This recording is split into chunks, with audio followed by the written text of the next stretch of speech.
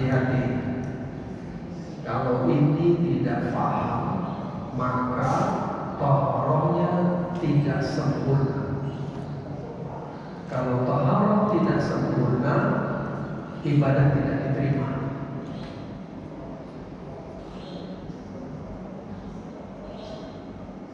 Yang menjadi tulang punggung dalam pembersihan itu bukan jempol, bukan jari telunjuk, bukan jari kelingking,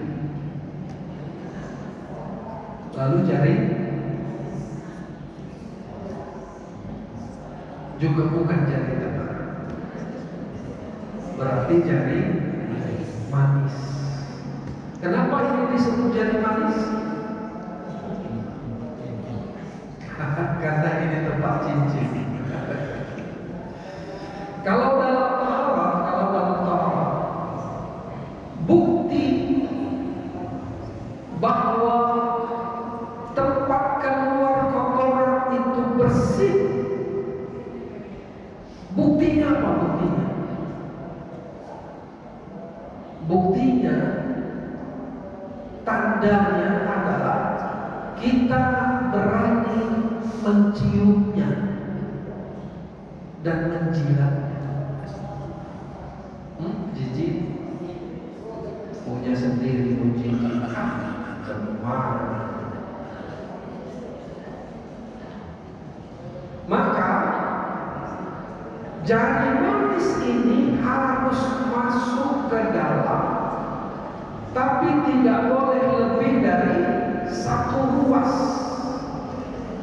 Tidak boleh lebih dari satu ruas. Apa fungsinya? Dia membersihkan di lingkaran itu. Kalau Bapak Ibu tidak pernah melakukannya, itu akan keluar kotoran yang bau sekali, karena dia sudah lengket bertahun-tahun di situ. Jadi kalau itu tidak bersih, jangan cerita ibadah, ditolak ibadah itu.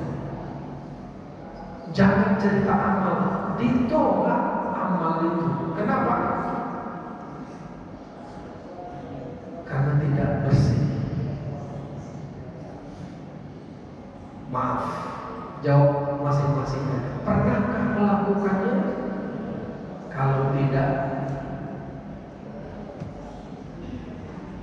gawat. Pernah dengar hadis Nabi? Ada orang yang disiksa karena itu bukan sekedar karena dia tidak mampu membersihkan ketika buang air kecil. Itu juga ada makna lain, dia tidak bersih buang air besarnya. Ketika ini masuk dibersihkan, maaf, saya harus bilang, itu lendir itu lengket. Kita siram, kita cuci, kita bersihkan lagi keluar, sampai di sini tidak ada apapun. Sampai tidak ada apapun, itu baru bersih. Apa tanda bersihnya? Itu dia. Dalam fikih, tanda bersih dari najis itu ada 3. Yang pertama, bendanya hilang. Yang kedua, baunya tidak ada. Yang ketiga, rasanya tidak ada. Maka bukti bahwa taharah kita sudah paten adalah lihat bendanya di sini. Ada tidak? Kalau tidak ada, hilang satu. Yang kedua, cium. Masih bau kan? Ada jamaah yang tanya, gimana kalau saya membersihkannya pakai sabun? Oh, tidak boleh. Tidak boleh pakai sabun. Pakai sabun itu artinya itu wangi-wangi sabun.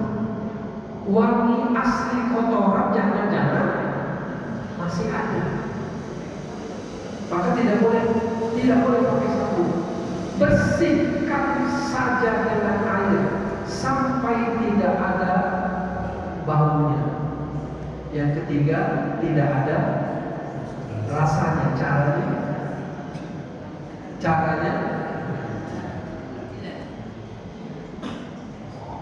berani, berani menjilat. Kalau tidak berani, berarti masih kotor. Sekali lagi, jangan cerita ibadah kalau belum bagus taharahnya. Tidak ada ibadah yang diterima, tidak ada amal yang diterima. Dan kalau itu sudah dilakukan, nanti akan terasa taharah itu seperti apa.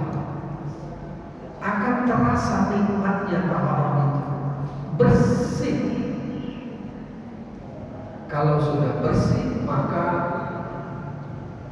jalan menuju ibadah sudah terbuka.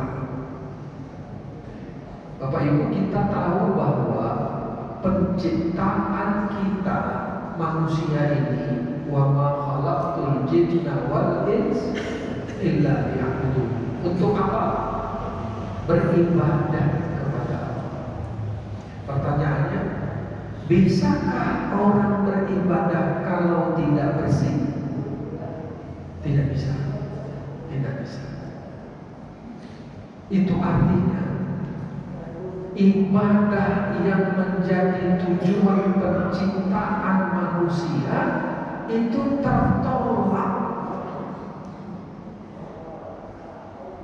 Padahal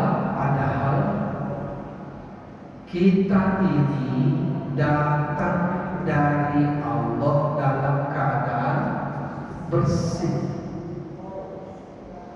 Pulangnya juga harus bersih. Saya ingin sampaikan begini, jika kita jijik dengan kotoran sendiri, tidak berani mencium, tidak berani menjilat. Saya bukan nyuruh menjilat, berani nggak itu saja. Kalau berani berarti sudah. Bayangkan bilal mayit itu seperti apa.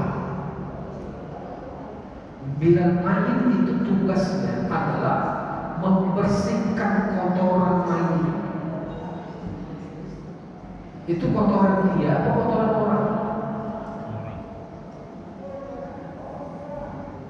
Maka mental bilal mayit itu hebat. Maaf, jika bilal mayit itu suka cerita kemana-mana, maka semua mayat itu ada airnya.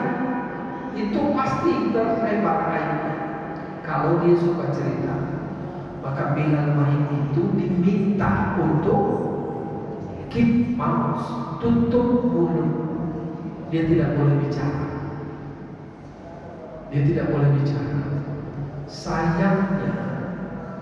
Sayangnya jasa bilal mayit itu dianggap murah. Iya.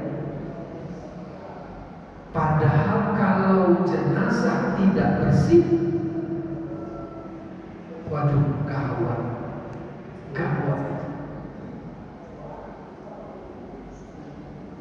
Kalau jenazah tidak bersih, dia juga tidak akan bisa pulang dengan baik.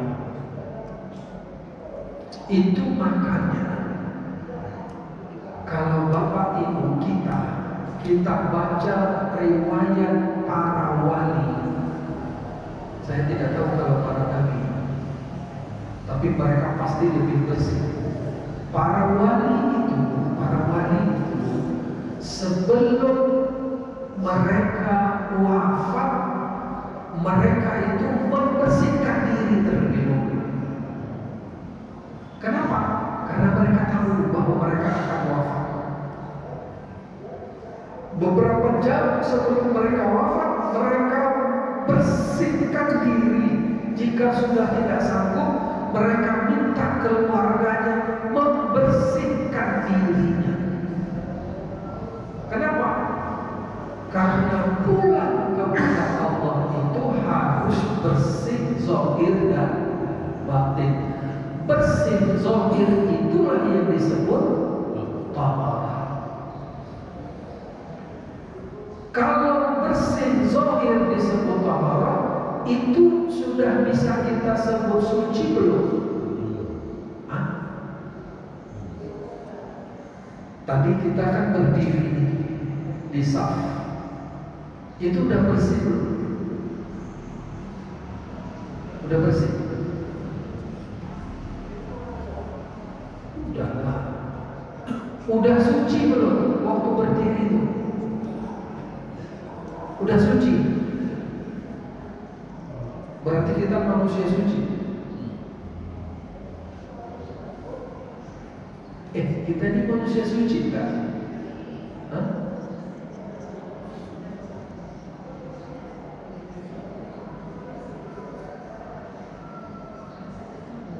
Jika ada perempuan yang tidak sedang suci, dia berani sholat?